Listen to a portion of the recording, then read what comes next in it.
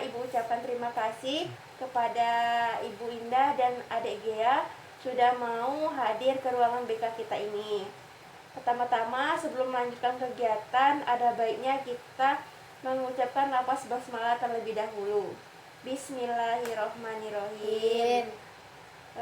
Pertama-tama marilah kita ucapkan puji syukur atas kehadiran Allah Subhanahu wa taala, yang mana atas berkat rahmat, hidayah dan kasih sayangnya kepada kita sehingga kita diberikan kesehatan dan bisa berkumpul di ruangan BK kita ini.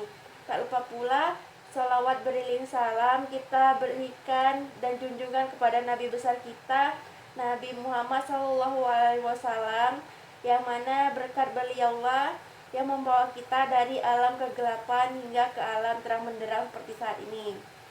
Baik, di sini Ibu akan memperkenalkan diri dahulu. Nama Ibu Resti Selviandani, bisa dipanggil dengan Ibu Resti. Baik, sebelumnya apakah Adik Gea sudah pernah melakukan konseling? Belum, Bu. Oke, karena belum, di sini Ibu akan menjelaskan tujuan dari kegiatan kita ini. Kegiatan kita ini bertujuan untuk mengentaskan permasalahan adik dari suasana yang menghimpit karena hak-hak yang hendak dilaksanakan terhambat dan terkekang, sehingga perkembangan khususnya dalam bidang pendidikan menjadi tidak lancar dan terganggu, bahkan terhenti. Jadi untuk itu, Adik Gea diminta untuk secara sukarela dan terbuka menyampaikan permasalahan yang sebenarnya. Adik tidak usah takut, apapun yang kita bicarakan di sini tidak akan Ibu sampaikan kepada orang lain kecuali atas izin Adik Gea sendiri. Selanjutnya, proses ini akan bermakna jika Adik mau berkomitmen untuk melakukan apa-apa yang sudah menjadi keputusan nantinya. Apakah Adik sudah paham atau masih ada yang ragu? Paham, Bu.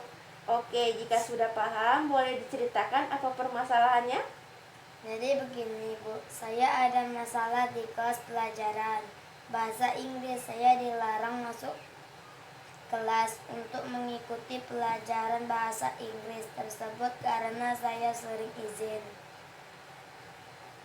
Oke, baik. Terima kasih Adik Gea sudah mau bercerita. Baik, boleh diceritakan Bu Indah perihal permasalahan Gea ini?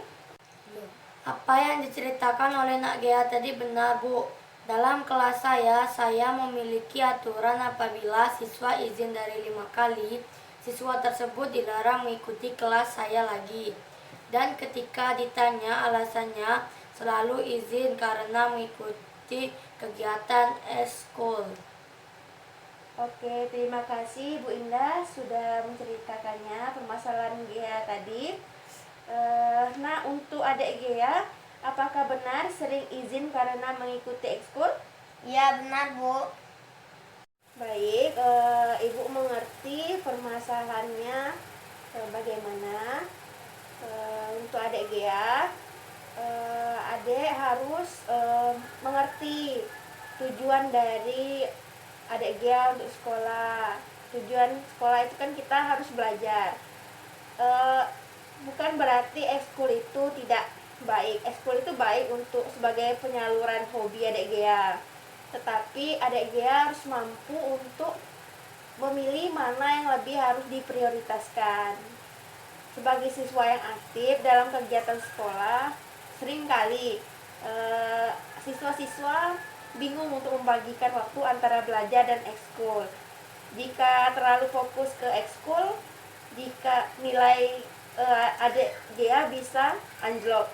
Namun jika fokus belajar, ekskul Adik Gea akan terlantar. Nah, di sini Ibu akan memberikan arahan terlebih dahulu kepada Adik Gea tentang bagaimana mengatur waktu atau manajemen waktu antara belajar dengan ekskul. Nah, hal yang dapat Adik Gea lakukan untuk bisa membagi waktu antara belajar dengan ekskul, yang pertama itu Adik Gea harus mampu memanfaatkan waktu luang.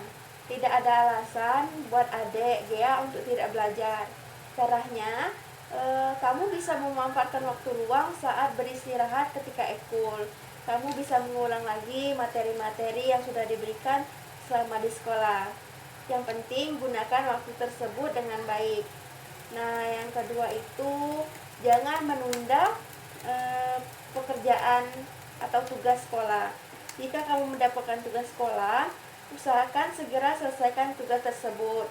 Semakin cepat kamu mengerjakan, maka akan semakin baik.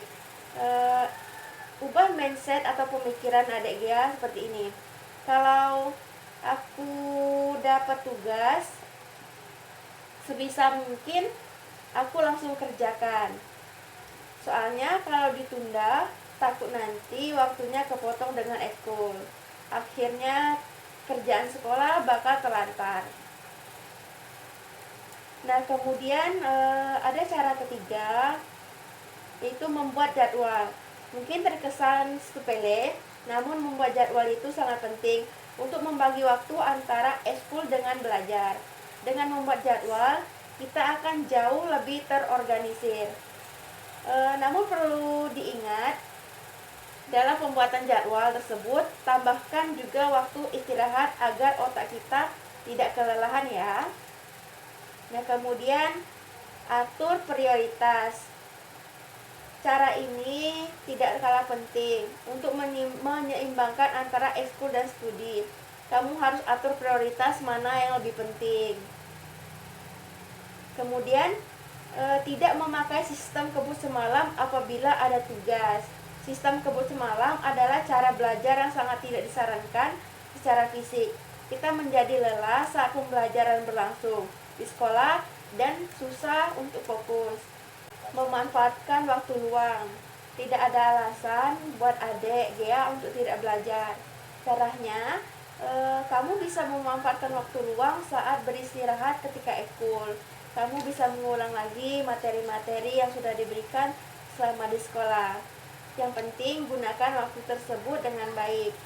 Nah, yang kedua itu jangan menunda pekerjaan atau tugas sekolah. Jika kamu mendapatkan tugas sekolah, usahakan segera selesaikan tugas tersebut. Semakin cepat kamu mengerjakan, maka akan semakin baik. Ubah mindset atau pemikiran adik Gia seperti ini. Kalau aku dapat tugas, sebisa mungkin aku langsung kerjakan. Soalnya kalau ditunda, takut nanti waktunya kepotong dengan ekul. Akhirnya kerjaan sekolah bakal terlantar. Nah, kemudian ada cara ketiga, yaitu membuat jadwal. Mungkin terkesan sepele, namun membuat jadwal itu sangat penting untuk membagi waktu antara ekskul dengan belajar. Dengan membuat jadwal, kita akan jauh lebih terorganisir. Namun perlu diingat, dalam pembuatan jadwal tersebut, tambahkan juga waktu istirahat agar otak kita tidak kelelahan ya. Nah, kemudian atur prioritas. Cara ini tidak kalah penting untuk menyeimbangkan antara ekskul dan studi. Kamu harus atur prioritas mana yang lebih penting. Kemudian tidak memakai sistem kebut semalam apabila ada tugas. Sistem kebut semalam adalah cara belajar yang sangat tidak disarankan secara fisik. Kita menjadi lelah saat pembelajaran berlangsung di sekolah dan susah untuk fokus. Nah, apakah adik Gia sudah mengerti yang Ibu jelaskan tadi? Mengerti, Bu. Baik, alhamdulillah mengerti ya. Bagaimana Ibu Indah? Apakah mau memberikan kesempatan untuk adik Gia masuk ke kelas Ibu lagi? Baik, Bu Resti, saya akan memberikan satu kesempatan untuk Gia masuk ke kelas saya lagi. Asal Gia bisa merubah dan tidak sering izin-izin lagi. Oke, apakah adik Gia tadi sudah mendengar yang dijelaskan Ibu Indah tadi? Sudah, Bu. Oke, alhamdulillah sudah.